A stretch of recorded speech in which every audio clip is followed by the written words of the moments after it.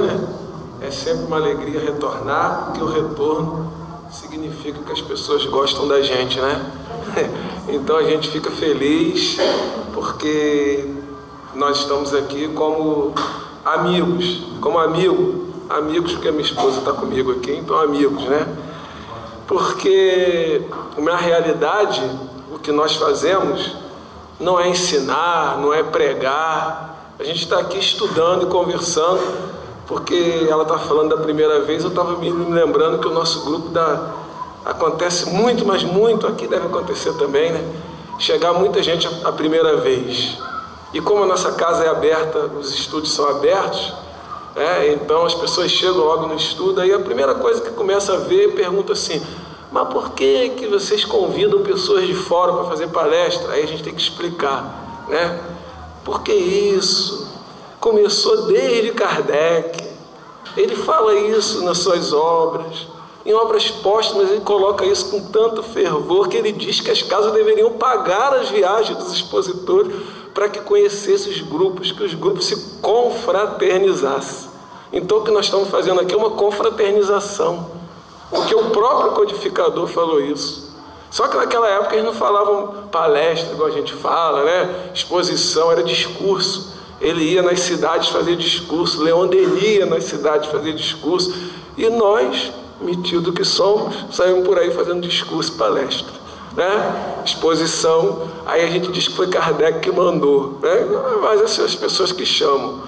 Mas, com isso, a gente gosta muito de entender o que o Mestre Jesus, que eu até em particular pela minha educação, que eu já falei várias vezes aqui, a minha educação católica, que eu adoro, a educação católica que eu tive, porque foi a educação católica que me trouxe para o Espiritismo, né?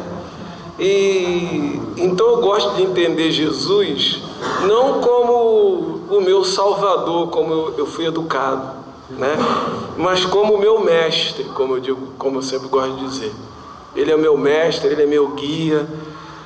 E aí a gente fica pensando no trabalho, né? Eu trabalho só no mesmo setor, na mesma parte que eu trabalho, são 2 pastores protestantes. Fora a maioria quase que protestante. E eu não escondo a minha fé, todo mundo sabe, mas quando alguém tem algum problema, me chama para dar resposta espírita, né?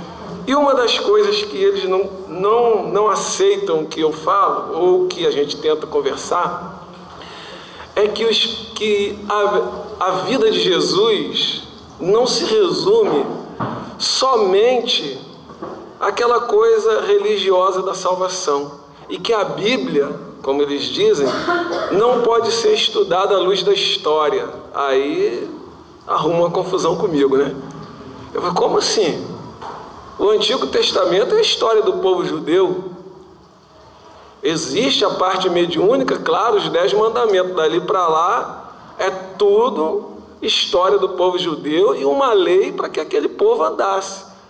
Quando chega em Jesus, que ele vem trazer a parte moral, como diz Kardec no Evangelho, na introdução, que o principal do estudo do Espiritismo da parte de Jesus é a parte moral, ele divide em 5, não é isso? Está lá na introdução, né? Em 5 partes, o Novo Testamento, só que Kardec fala que a parte que interessava ao nosso estudo era a parte moral, não é isso? Ele fala lá da vida de Jesus, dos milagres, das predições, mas a parte que interessa a gente é a parte moral, né? Então Jesus, mesmo na parte moral, as histórias, as coisas que ele contava, ele tinha que botar dentro do contexto daquilo que aquelas pessoas estavam vivendo. E isso serve para a gente. Por que a gente às vezes não consegue entender o que Jesus fala? Exatamente, sem crítica, mas a gente precisa estudar, que a gente ouve as pessoas falarem, que a gente não pode contestar, e segundo, que a Bíblia foi escrita por inspiração divina, então é ao pé da letra. E aí tem certas situações que Jesus falou para aquele momento, que é muito mais amplo, que não é só aquela situação que a pessoa estava, é uma situação que cabe para a gente e que nós temos que ver assim: o que aonde eu estou inserido nessa parte de Jesus? Essa é a função da doutrina espírita. E isso que eu vou trazer aqui hoje, a gente vê até no nosso meio que as pessoas estudam do mesmo jeito que estudam na igreja católica, na igreja protestante, na época que eu era criança, na época dos meus avós, na época de Jesus, na época... E continua todo mundo falando do mesmo jeito, e isso fica meio complicado. Porque aí começam algumas pessoas da doutrina espírita dizer assim, mas não é assim, mas é assado. Então nós vamos entender aqui, vamos tentar entender. Eu não sou o dono da verdade, certo? Nós vamos aqui juntos tentar não resolver, mas achar uma fórmula melhor para que a gente entenda uma situação que Jesus faz com um jovem. Porque o tema de hoje vai ser, não se pode servir a Deus e a mamon. Como esse tema ainda é complicado no nosso meio, não é mesmo? Porque fala do dinheiro, né? Mas é do dinheiro que Jesus está falando só? É aí que nós vamos ver, né? É aí que nós vamos ver se ele só está falando exatamente do dinheiro, né? Porque aí fica aquela história. Olha, a gente não pode ser rico, mas tem que isso, tem aquilo. Será que era isso mesmo que Jesus estava falando? Olha só a situação. Primeiro nós vamos entender que Mamon, como a gente vê até hoje, a gente ouve falar isso até no nosso meio, não é um Deus. Não é um Deus. Mamon é uma expressão hebraica, judaica, que significava exatamente dinheiro. Não é como muita gente fala por aí, era um Deus filisteu, existe gente que diz, é um Deus dos filisteus. Não, é uma expressão judaica. Quem quiser pode jogar no Google, está lá escrito uma expressão judaica, é uma expressão, não é um Deus, não é nada, não se pode servir a Deus e a Mamon, porque eles falavam isso, né? É como nós falamos agora, a nossa vida material, né? Eles, em vez de falar isso, eles usavam a expressão Mamon, tá? Pode quem quiser jogar lá. Aí existe uma situação que está no Evangelho de Mateus e de Lucas também, aonde um jovem vai conversar com Jesus que ele queria ganhar o reino dos céus. Quem aqui quer ganhar o reino dos céus? Ninguém, só ele? Gente, eu quero, hein? Eu quero ganhar o reino dos céus, né? Vamos lá, olha só, diz a história. Então aproximou-se dele um mancebo e disse, bom mestre, que bem devo fazer para alcançar a vida eterna? Né? Primeira coisa que Jesus fez aqui, respondeu a ele de uma maneira engraçada, vamos dizer assim.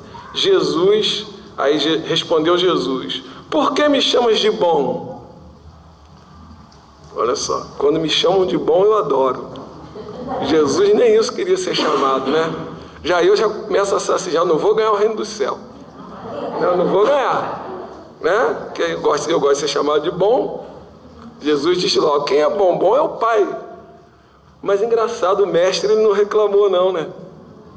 Que ele chamou de bom mestre. Aí ele falou assim, né? Responde Jesus aqui, né? Por que me chamas de bom? Bom só Deus o é. Se queres entrar na vida, guarda os mandamentos.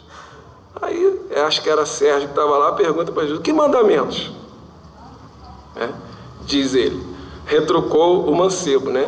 Disse Jesus, não matarás, não cometerás adultério, não furtarás, não darás falso testemunho, honrará seu pai e sua mãe, e ama teu próximo como a ti mesmo. Todo mundo conhece isso. Ele também conhecia. O moço replicou, essa aqui é a parte principal que nós vamos estudar nessa noite. Ó. O moço lhe replicou, tenho guardado todos esses mandamentos, desde que cheguei à mocidade. Que é que ainda me falta? Olha só, já tinha todo o roteiro, mas ele achava que ainda faltava alguma coisa, né? Olha só. Então, ao mestre, né? É mestre, né? Disse Jesus, se queres ser perfeito, olha a história. A gente quer ganhar o reino do céu, quer ser perfeito? Já mudou a história aqui, não mudou? Olha só, Jesus, olha o mestre como é que é. Eu adoro Jesus, né? Se queres ser perfeito, vai, vende tudo que tens, dá aos pobres e terás um tesouro no céu. Aí olha só o que Jesus diz para ele, depois vem e segue-me. Era só ele dar o dinheiro? Era só ele Depois disso tudo, você vem e segue.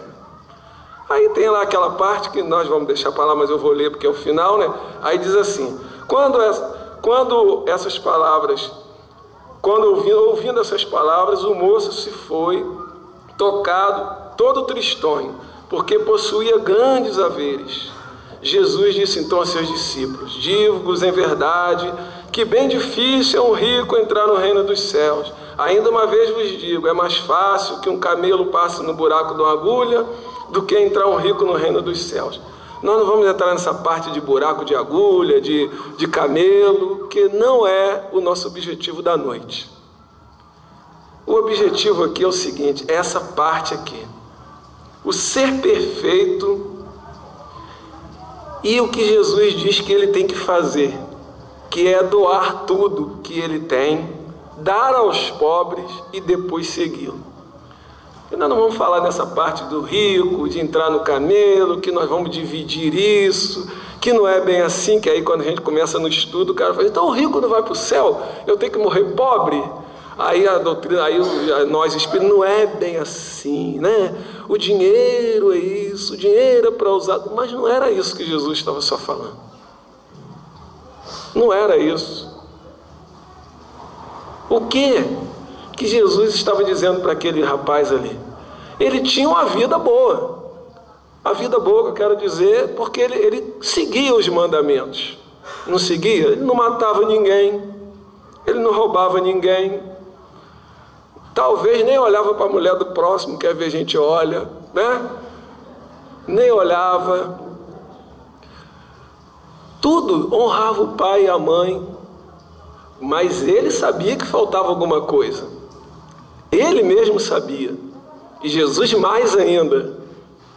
Se queres ser perfeito, então ele tinha um probleminha que todos nós temos, que não era o problema dele da riqueza, mas ele tinha um problema que todos nós temos. Um problema. Qual é o meu? Eu sei. Qual é o de vocês? Aí vocês é que vão saber. Que aí esse problema é individual. Sabe o que é? Aquela coisa que nós damos o nome de calcanhar de Aquiles, né? Aquela história grega lá do Aquiles, foi mergulhado na água, mas aonde a mãe segurou, foi a mãe, que professor aí? A mãe, né, segurou e era vulnerável. Não era isso a história? Era isso que Jesus estava mostrando, não só para ele, como para os discípulos. Para ser perfeito, ele ainda precisava fazer aquilo. Sacrifício. E qual era? Ele tinha coragem, como ele não teve, de dispor dos bens dele. Ele era um homem de bem, socialmente falando, né? Mas ele tinha o egoísmo ainda dentro dele. Sabe por quê? Porque eu conquistei o meu dinheiro, agora cada um que vai conquistar o seu. Então ele era incapaz de abrir mão de qualquer coisa da vida material dele, nem para seguir o mestre. E nesse caso, seguir o mestre era outro exemplo, porque antes Jesus disse assim, vá, dê aos pobres. Jesus não estava falando para ele seguir ele atrás, ficar fazer aquelas caminhadas, não. O seguir Jesus que ele estava falando antes era a ajuda que ele tinha que fazer, que ele ainda não estava ou preparado ou disposto a fazer. Aí é a pergunta da noite: nós estamos dispostos a abrir mão daquele nosso calcanhar de Aquiles para seguir o mestre? Porque quando a gente olha isso, a gente só pensa no dinheiro, né? Jesus falou do dinheiro, mas é só isso? Quantos calcanhares de Aquiles nós temos para sermos perfeitos? Esse texto caiu no nosso culto no lar, e eu estava conversando com a Ivete, que é minha esposa, e eu falei, aí veio o meu calcanhar de Aquiles. Porque aí eu fiquei pensando assim, eu tive um grande amigo, ele era espírita, né, aqui em Maricá, e ele desencarnou de um acidente de trânsito aqui nessa pista, e ele percorreu várias casas espíritas de Maricá para fazer um trabalho que eu achava interessante, que era um trabalho de ensinar as pessoas a fazerem aquelas coisas de pet. Então ele fazia até sofá, né? E E aí eu estava conversando com o Ivete a respeito disso. Como nós falamos, temos o discurso, mas a ação é complicada. Que aí a gente fala assim, vou fazer ação social na casa espírita. É o nosso calcanhar de Aquiles. Aí a gente dá bolsa, a gente ajuda. Agora nós vamos ensinar a pescar. Acho isso bonito, a palavra. Só que aí você ensina a pessoa a pescar, né? Ela só vai comer peixe. E cru, porque não tem sal, não tem azeite, não tem nada. Eu estava falando para a Ivete, olha só a nossa casa. Tudo das Casas Bahia. Barato, né? Tudo das Casas Bahia. Nós não temos um móvel feito por nenhum pobre que está na casa espírita. Está falando para ela, que espírita nós somos? Que seguidores do Cristo é esse? Eu falando da gente, olhando a nossa casa. Até porque eu pensei, eu acho aquilo feio, né? Aí eu não tenho na minha casa. Não é isso? Eu fiquei pensando, como que eu sou seguidor de Jesus se as pessoas trabalham para fazer aquilo ali e eu mesmo não tenho na minha casa? Eu fiquei pensando nisso. Isso é seguir Jesus? Eu fiquei pensando que não. Porque se eu sei que a pessoa faz, não é isso? Olha o que ele fala. Eu ainda não tenho o sacrifício de achar se eu não acho bonito, que eu não acho. Né? Mas por que não pode ter na minha casa? Isso é que eu seguir Jesus. Acho muito bonito falar que é ensinar a pescar, mas na hora que ele comprar o peixe eu não quero, né? Eu não vou comer peixe, eu vou comer a carne, né? E ficou como? Como dizia um personagem, ficou como? Então essas coisas que nós precisamos olhar da nossa parte, o que nos falta para ser perfeito? Aí alguém vai falar assim, mas isso não é nada demais. Não é? Se isso foi um plano da minha encarnação, né? Porque eu estou falando de mim, mas eu não estou dizendo aqui que todos vão fazer a mesma coisa. Cada um é que... Esse é o bom da nossa doutrina. É porque cada um é que vai pensar naquilo que faz, que tem que fazer ou que não fez. Não é isso? Eu não estou aqui para dizer a ninguém uma regra, de forma nenhuma. Eu não estou aqui para ninguém pensar igual, porque até não gosto disso. Lembrei quando eu estava fazendo um estudo que eu tenho um amigo de infância e eu dizia assim, a gente não se dá bem, né? Aí o pessoal, como que vocês dois não se dão bem? Tudo que você fala, ele concorda, é por isso. Tudo que eu falava, ele, é mesmo, você está certo. Não, vou conversar com o seu irmão, que a gente briga pra caramba. Aí o irmão dele brigava pra caramba, porque o irmão dele pensava diferente, e era o que eu mais gostava de conversar com ele, eu não gostava. Que era só eu falando. E ele, ai meu Deus, não é cara, você não pensa não? Não, mas eu concordo com você, peraí que eu vou conversar com o seu irmão. Que aí a gente discutia, aí vocês dois brigam pra caramba, né? E a gente era assim, um com o outro. Então a gente não está aqui para ser o dono da verdade, mas fazer uma reflexão da vida, porque é isso que Jesus queria que ele fizesse e quer que nós fazemos também no momento, porque isso vale para hoje e não está restrito à questão do dinheiro, está restrito à parte egoísta que ainda nós somos. Qual é a chaga da humanidade, diz os Espíritos? O orgulho e o egoísmo, né? E nós somos ainda. Ninguém precisa ficar preocupado, que eu também sou. Todos nós somos. O que a gente precisa é parar e refletir em qual área, em qual parte ainda me afeta.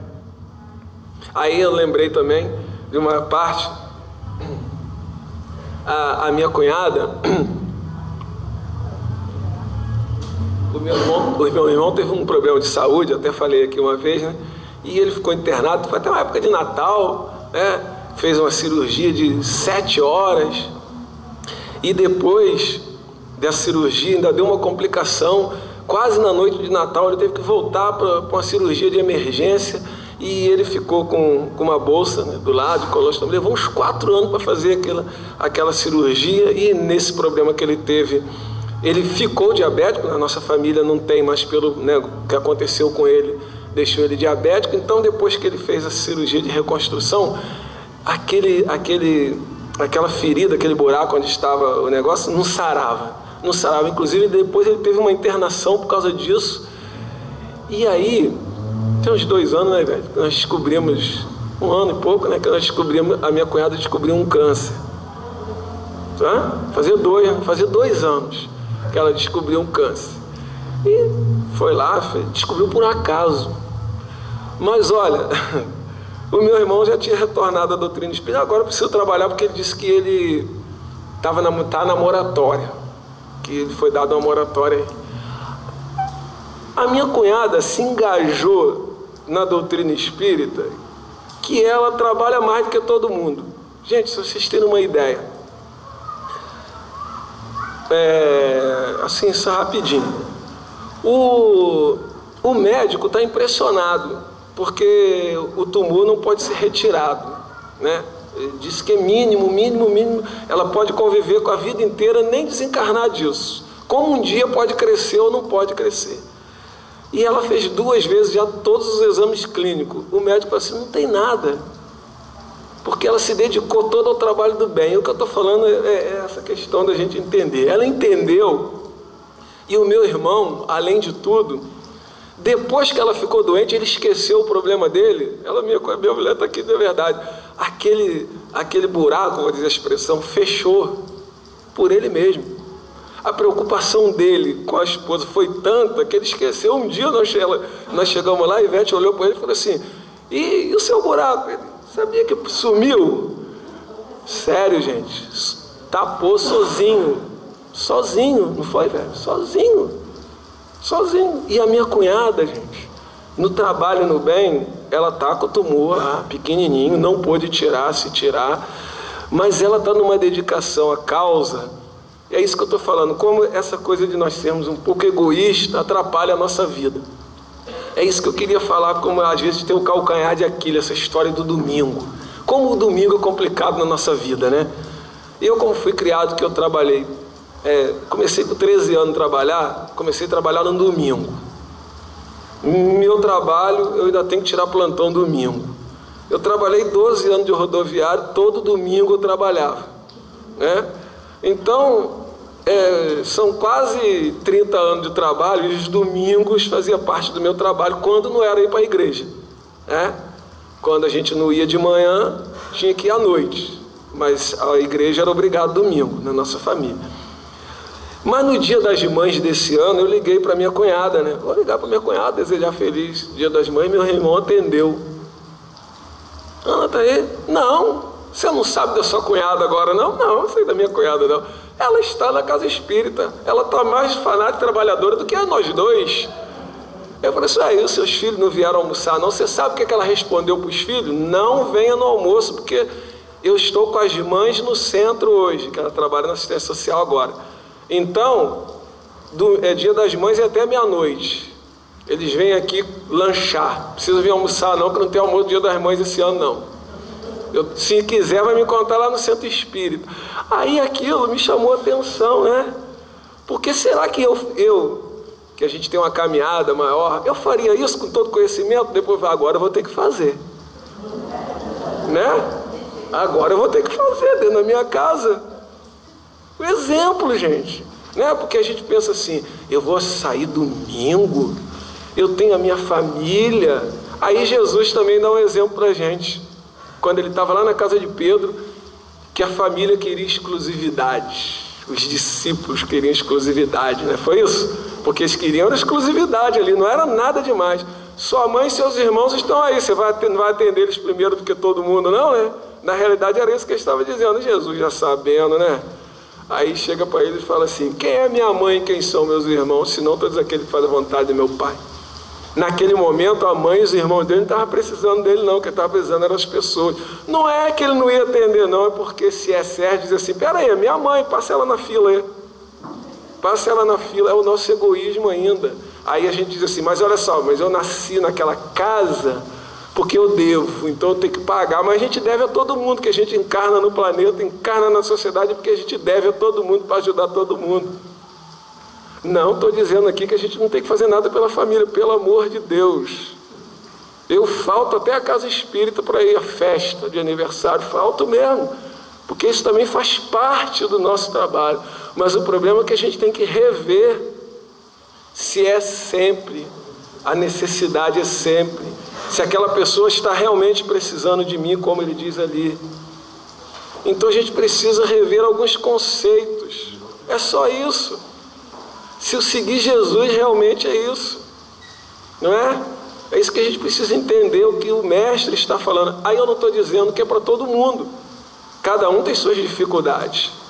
Tem aqueles que realmente, se não tiver com a família no domingo, a casa cai depois, né? Não estou dizendo aqui para ninguém faltar domingo em casa, não. Estou falando para cada um, né? Cada um tem os seus problemas. Aí, eu estou falando da família, estou dando alguns exemplos. Mas às vezes a gente tem esse exemplo no trabalho, né? Porque a gente nunca tem exclusividade para seguir Jesus. Tem. Para o trabalho a gente tem. Para a família a gente tem. Para as coisas materiais, aí sim. O que Jesus estava dizendo ali é que a gente, para ser perfeito, a gente tem que um pouco fazer sacrifício. E sacrifício é coisa material. Que nós não estamos dispostos a abrir a nossa vida às coisas espirituais. Não estamos. É complicado. Porque tem uma coisa na vida espiritual, no trabalho, na vida espiritual mesmo, nós não estamos vendo. Não é isso? Se eu falto trabalho material, o que vai acontecer? Vai descontar o dia agora, né? Nesse mês ainda, aí eu danou-se, né? Se eu falto a uma festa na casa da família, já a família está com raiva de mim, não é? Agora. Agora. Mas se eu falto a casa espírita, a raiva só vai aparecer quando do mentor espiritual, do que não tem raiva, mas do obsessor vai aparecer quando? Só quando eu desencarnar. Eu digo assim, vou encarnar daqui a 100 anos, eu acho, né? Então, não tem problema, deixa para depois. Essa é a nossa dificuldade ainda, né? Essa é a nossa dificuldade do entendimento da vida espiritual. E quando ele fala aqui em doar os bens, é porque esse moço estava com esse problema. Aí quando a gente chega na casa espírita, que as pessoas começam, eu vim do catolicismo, né? Aquela história do sacrifício, que é você faz a penitência e depois você tem que pagar, né? Faz a promessa. Nós às vezes ainda estamos nisso ainda, né? A gente chega na casa espírita, como ela falou ali, a gente vai dar a cesta básica, dá o componente da cesta básica, mas não vem ajudar, não conhece as pessoas que recebem. Aí a Belmira está ali sozinha para distribuir e não vem ninguém para ajudar. Mas se vier 10 pessoas é muita gente. Quem disse que é muita gente? Sabe por quê? É o que eu falo lá na casa espírita. Aí muita gente fala assim, outro dia surgiu esse assunto. Quando a gente estava discutindo negócio de dinheiro, se dá porque o dono lá da internet doa, não sei o quê, porque caiu naquela parte que está no livro dos Espíritos, não sei o que estou dizendo, que os Espíritos dizem que a gente doar do que sobra não tem muito valor. Aí vocês têm que contestar o Espírito, sou eu, né? Aí aquela coisa, não sei o que, aí uma pessoa falou assim, mas tem hora que eu acho assim, a gente está na casa espírita estudando e não faz a caridade. Aí peraí. Aí eu tenho que falar, porque eu sou coordenador, né? Infelizmente a gente às vezes não quer, mas aí fala assim, peraí. Vamos rever. Aí nós fomos nessa parte, servir a Deus e a Mamon. Peraí, como é que eu não entendi? Você vem na casa espírita, não está fazendo a caridade? Só porque veio estudar? O estudo não é caridade, não? Não é não, gente? Aí eu falei assim, quantos obsessores você trouxe para cá? Não sei. Você não vê, né? Você passou na rua, vem um monte atrás de você. Às vezes ele se melhora e você não.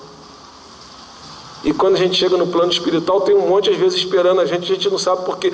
É obsessor. Não, rapaz, eu quero falar com você. Não sai correndo do espírito, o espírito só quer agradecer.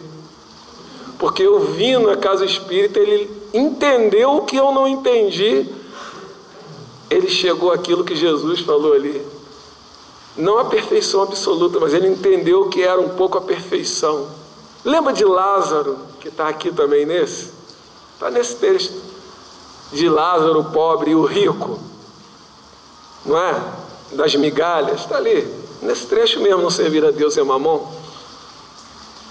Lázaro ficava lá na porta do rico, tentando. Jesus não diz que ele conseguia, não. Tentando pegar as migalhas do rico. Cheio de chaga. Os cachorros, até a imagem de São Lázaro é um cachorro lambendo as chagas, né?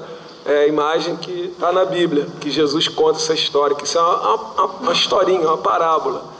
E o que acontece com ele? Ele chega no seio de Abraão, não é isso? E o rico, quando desencarna, que ele está no tormento, ele olha para cima lá, a situação que Jesus diz, quem ele vê com Abraão? Lázaro.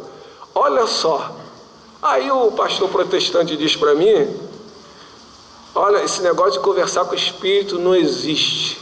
E tem o seguinte, depois que a gente morre, vai para o céu, vai para o inferno, porque está lá na Bíblia. Aonde, pastor?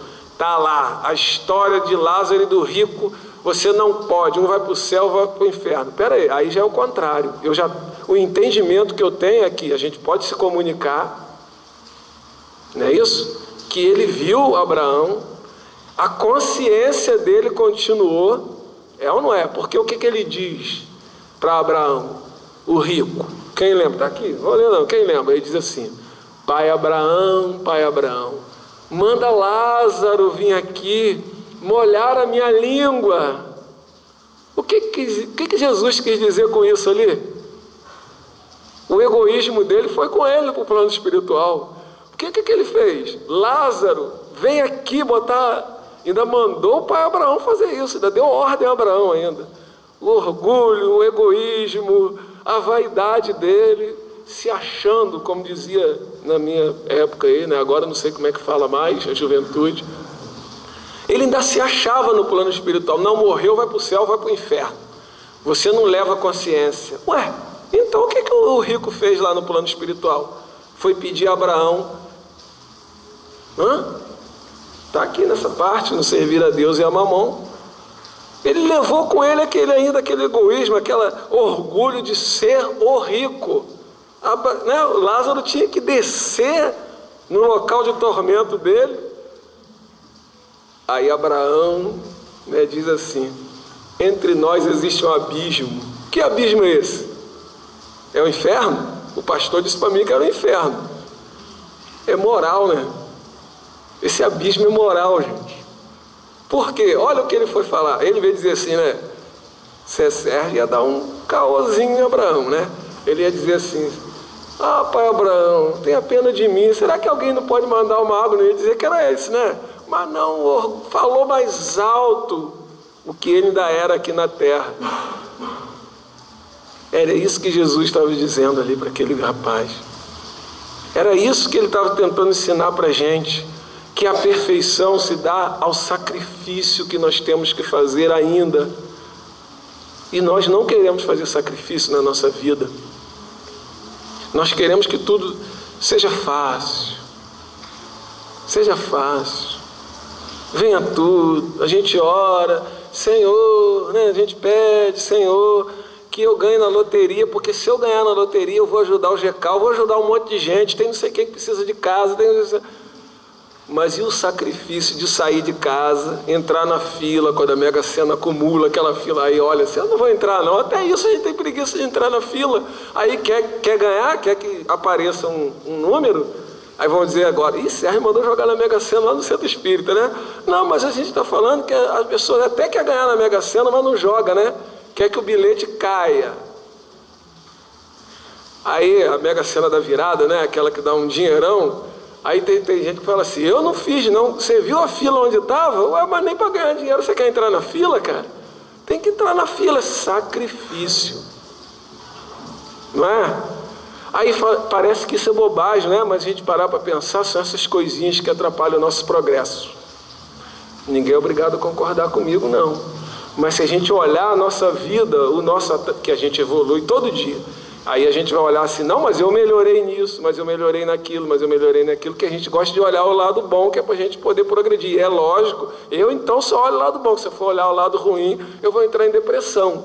Então eu começo a olhar o lado bom, mas tem hora que a gente precisa parar e rever os nossos conceitos, porque os nossos conceitos ainda são humanos. É que horas, por favor, que eu falo demais? 7. Então a gente precisa rever os nossos conceitos. O seminário que nós vimos domingo passado no nosso lar está na minha cabeça até agora, porque eu fiquei impressionado com a dinâmica, que era isso mesmo, dinâmica doutrinária do Centro Espírita. Tinha hora que a Nete falou assim, vocês já estão chateados comigo, né? Porque ela fazia um exercício com a gente. Vocês são espíritas? Toda hora ela perguntava para a gente. A Gislene não está aí, né? Alguém mais foi? Só a Gislene eu vi. Aí, você foi, Marquinhos? Aí ela ficava assim, vocês são espíritas? São mesmo? Aí perguntava e ninguém sabia responder. Mas vocês são espíritas mesmo, vocês têm certeza? Mas aquilo que ela estava fazendo era um exercício com a gente, para mostrar que nós ainda não paramos para refletir. Essa é a dinâmica doutrinária do Centro Espírita e a dinâmica da doutrina espírita na nossa vida. Era o que Jesus estava falando. E é por isso que às vezes a gente não consegue alcançar, e é por isso que as nossas casas espíritas às vezes não conseguem alcançar muitas coisas.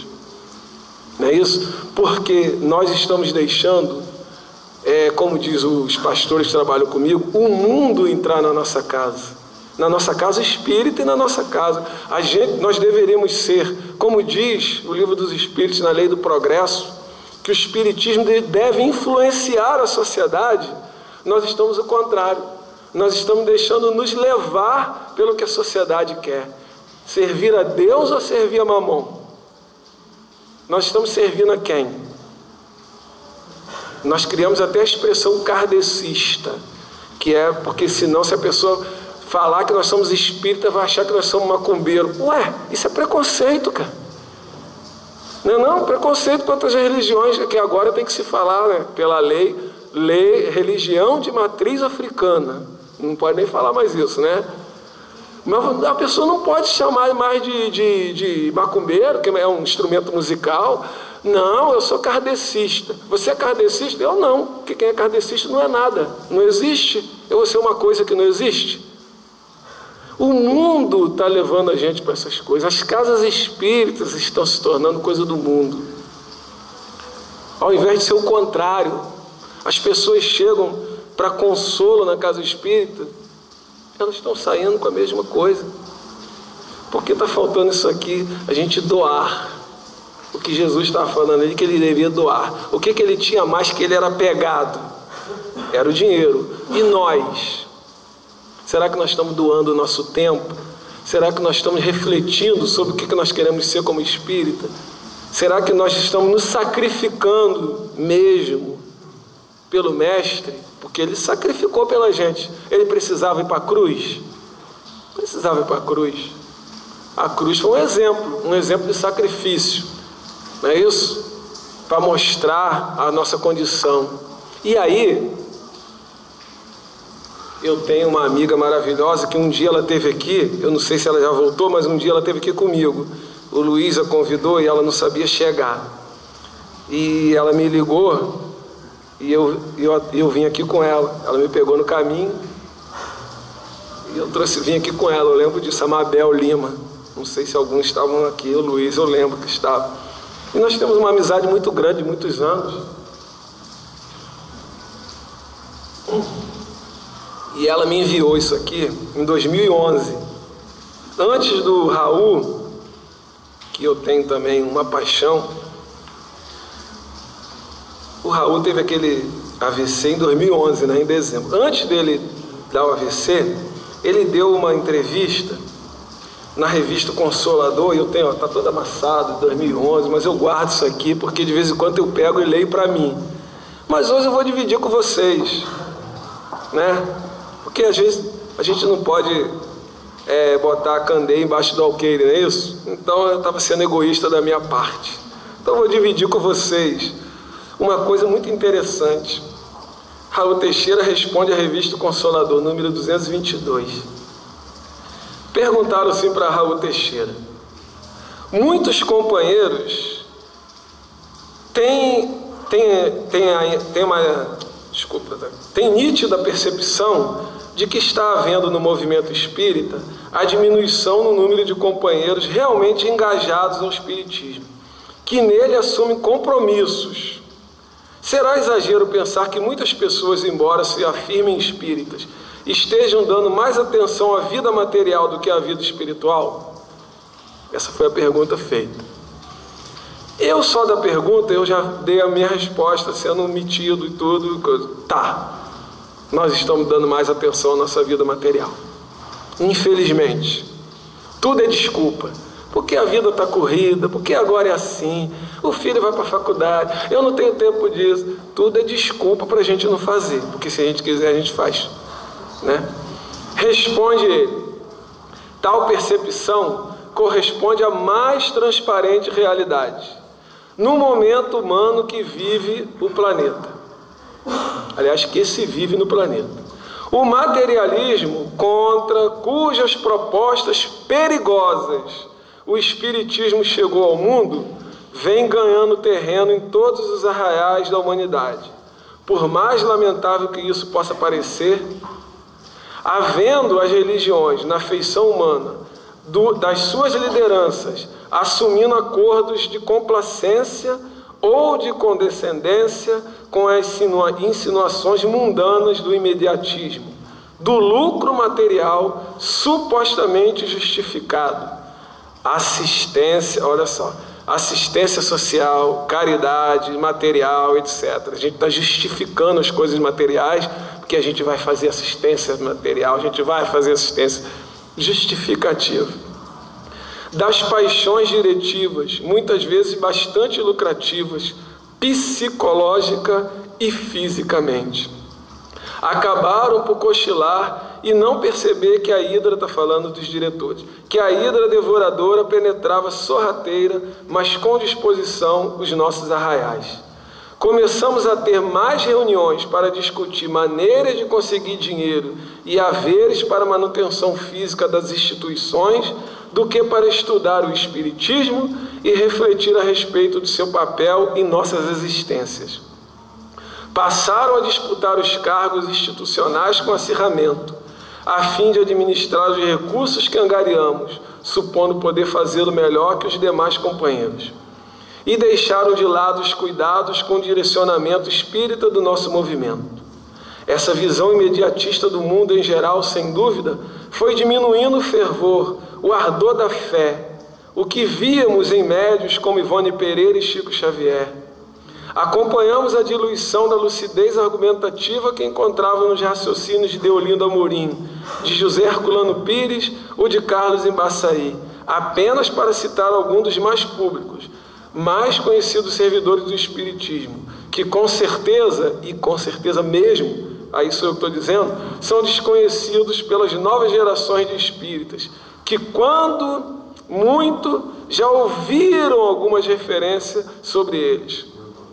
Os trabalhos devotados de ensino espírita ou evangelização, a vontade férrea e ardilosa de modificar a si mesmo, as atividades de obsessão de qualidade, as reuniões de atendimento, estudo das obras kardecianas, dos textos clássicos e dos livros de mediunidade respeitáveis, bem como a abertura da tribuna espírita, as mentalidades sérias e comprometidas com o ideal kardeciano e o esmero na conduta identificador daqueles que levam a sério o áureo postulado do invisível, tudo isso foi ficando em segundo ou em terceiro plano, segundo, sob argumentações simplistas de que não se deve ser ortodoxo, que os que não se podem enxergar na dosagem espírita, para que não se deve forçar na dosagem espírita, para que não se façam fanáticos, e por aí adiante. O resultado disso, a curto e médio prazo, não poderia ser diferente do que se vê nos tempos de agora, o descompromisso com o espiritismo. Assim encontramos os centros espíritas abarrotados de gente que costuma ir para receber, para buscar passes e desencostos, para obter mensagem de seres falecidos e soluções para problemas da vida material. Porém, os que se prestam a fazer algo pelo bem, pelo socorro aos semelhantes, e aos que se dedicam, envolvidos mesmo com a causa luminosa do codificador, do Consolador, cooperando com os esforços de Jesus Cristo, de quem se fala muito pouco. Aliás, como se fala bem pouco de obras excelentes da codificação espírita, continuam sendo muito poucos, continuam os de sempre, que embora o cansaço físico, que chega com a idade, permanecem íntegros e audaciosos, mantendo acesa a chama do ideal espírita. Em tempos em que prevalece nos campos da crença religiosa, no nosso meio também, a propalada teologia da prosperidade material, quando se deseja alcançar um reino dos céus bem terreno, com muitos gozos e festas aqui mesmo na terra, não é de admirar que essa tormentosa onda tenha penetrado, por invigilância ou descaso nosso, os arraiais espíritas, antes vivido com mais unção e responsabilidade. Entrevista concedida especialmente à revista Consolador, em 29 de junho de 2011, e muito atual. Muito atual. Porque o que nós estamos fazendo da nossa reencarnação como espírito? Nós estamos servindo a Deus ou a Mamon? Essa é a reflexão que nós temos que fazer. Alguém acha que eu vou dizer para vocês o que vocês têm que fazer? Queria eu, porque eu também ia saber o que eu tinha que fazer. A reflexão é para que cada um faça a sua reflexão íntima. Qual é? Abram em casa, assim, vamos brincar que é uma escola, que é mesmo. Vamos fazer uma lição de casa. Todo mundo tem o livro dos Espíritos em casa? Todo mundo tem, né? Mesmo quem não é novo, adquira aí, que deve ter uma livraria, né? Quem falou que chegou a primeira vez, se não tiver livro dos Espíritos, pergunta e resposta. Questão 135 do livro dos Espíritos. Que é a encarnação? Eu já falei aqui. Encarnação, o objetivo da encarnação. São dois, tá? Então nós vamos fazer o exercício para saber a segunda parte da resposta. Que diz lá o Espírito. Tem ainda um outro fim. A de pôr o Espírito em prova na parte que lhe cabe na obra da criação. Vocês sabiam disso? Que nós estamos aqui para ajudar na criação. Nós somos co-criadores. Por isso que Jesus disse, vós sois deuses. A gente se assusta. Podeis fazer tudo que eu faço e muito mais. Não é? Então nós estamos servindo a quem? A Deus e a Mamon. Porque quando nós estávamos no plano espiritual, todo mundo acredita nisso, não acredita? Que quando a gente estava no plano espiritual, nós não pedimos a nossa encarnação. Então nós pedimos para ser espírita, não foi? Aí Jesus, o nosso mestre, em João, e desculpa, eu não vou lembrar a parte da Bíblia, mas tem uma parte do Evangelho, é de João, isso eu tenho certeza, que ele diz assim: não foste vós que me escolheste, mas eu que vos escolhi, para que vades e deis bons frutos. Não é isso? Olha só, ele nos escolheu. Nós fomos lá pedir a nossa encarnação. O que é que você quer, Sérgio? Olha, eu devo isso, eu queria isso, eu queria aquilo. Tudo bem, eu vou te escolher então para você fazer um trabalho para mim lá embaixo. Essa é a sua tarefa se você quer ser perfeito. Não é isso? Eu não fui conversar com ele também? Então, tá aí. Eu estou te escolhendo para essa tarefa aí. É a mais fácil. Porque ser espírita é fácil, gente. O trabalho espírita é fácil, a gente que complica. Aí, Senhor, olha só, eu queria a tarefa de Madre Teresa de Calcutá. Rapaz, você está maluco? Você não está preparado para isso. Aí quando a gente chega aqui, meu Deus do céu, está chovendo no sábado, eu não vou no centro espírita, não. Eu queria ser Madre Teresa, né? Não sai de casa para ir no centro espírita no sábado que está chovendo. Tem uma festa junina lá na minha rua hoje, eu não vou no centro, não. Que é a tarefa de Chico Xavier. Olha como Jesus, Deus é bom com a gente, o Pai é bom. Meu amigo, você não vai aguentar na primeira festa junina, você não vai, cara. Fica quieto aí, vai só na reunião pública ali de 1h30, 1h20, vai para casa para a festa. Deixa a Madre Teresa fazer parte dela, não atrapalha, né? Você quer me servir ou quer servir o mundo? Ele perguntou isso para a gente. Não, eu quero servir o Senhor no plano espiritual. Eu quero ser seu seguidor. Estou cheio, estou cansado, que é assim que vai ser no plano espiritual. Estou cansado de sofrer. E aqui o Clarencio me disse, né? O Clarencio me disse que só no trabalho no bem que eu vou ter que reencarnar. Então eu quero seguir o Senhor. Olha só, tem um trabalho fácil lá no plano, lá embaixo. Você vai ser espírita, tá bom, é esse que eu quero. Aí eu começo a faltar. Né? Mas Senhor, quando a gente chegar no plano espiritual, vai dizer assim: mas Senhor, e aquele meu filho que não era espírita? Mas era para você ajudar, não era para você levar ele para a religião, era para você ensinar o caminho do bem. Ele não precisava ir para a casa espírita, você queria que ele fosse para a casa espírita, mas você tinha que ensinar o princípio moral. Você não precisava arrastar ele para a casa espírita. Qual é o seu princípio moral? É o exemplo. Se você não for, eu vou. Minha mãe dizia assim: o problema é seu, né? O problema é seu, mas a gente tinha que ir com ela, a gente tinha que ir. Né? O problema é depois de jovem: mãe, eu quero ir para o carnaval. Adorava carnaval. Tá, você pode ir para o carnaval sim, claro. Você vai para onde? Eu vou. Aqui a gente chamava isso aí de perrô, né? Sair de perrô, tá tudo bem, mas você vai ter que acordar 6 horas aí para missa. Era hipocrisia, mas ela sabia o que ela estava fazendo comigo. Comigo não, com todo mundo. Você vai se confessar, vai comungar, depois você pode ir para o carnaval. Era ela, Jesus deu essa tarefa a ela. Hoje eu sou espírita, meu irmão é espírita. Lá no catolicismo, ela não ensinou o espiritismo a gente, mas ela ensinou o caminho de Jesus. Era a tarefa dela, aqui no Evangelho, né? Honrai vosso pai e vossa mãe, toda hora, né? Nós chegaremos no plano espiritual, o que fizeste dos filhos que lhe foi confiado. Não é porque você deu faculdade, não. Não é porque você deu estudo, não. Isso faz parte, claro, né? Lógico, isso é evidente. Ninguém está dizendo aqui que vai deixar o filho sem estudar, não é isso não. Mas é só isso? Não é isso que vai ser cobrado, só isso não. Você deu isso tudo, legal. Legal. E a outra parte? Aquela que lhe foi confiado, quando você chegou para conversar com isso, vá e dê bons frutos. Né? Dê bons frutos. Aí o filho entra no ônibus, meu filho é um homem de bem, entra no ônibus, tem uma pessoa idosa, finge que está dormindo, né? Isso não é nada demais. Como não é? Vai ser cobrado no plano espiritual, gente, vai ser cobrado. Por isso, quando entra alguém, eu sou medo, levanto. Sabe o que eu levanto? Senhor, estou no plano espiritual, já sabe que eu levantei. Está na hora, né? Mas se vocês entenderem como seguir Jesus, a gente estava conversando que todo mundo tem sua dificuldade. Então na nossa casa tem as pessoas com dificuldade de deixar o cigarro, a bebida, não sei o quê. Eu nunca gostei de cerveja, mas quando chegou na juventude, todo mundo bebia, eu também fui beber. Não, e é sério, nunca gostei de cerveja. Gosto até de um vinho, mas todo mundo bebia, eu também comecei a beber. Graças a Deus nunca fiquei bêbado, porque quando eu via que o negócio estava me enjoando mesmo, eu parava. Quando eu vim para o espiritismo, ninguém me falou nada que eu tinha que parar de beber, mas eu parei. Aí todo mundo pergunta: por que você parou de beber? Por medo, gente. Medo? Mas o espiritismo não bota medo? Não bota.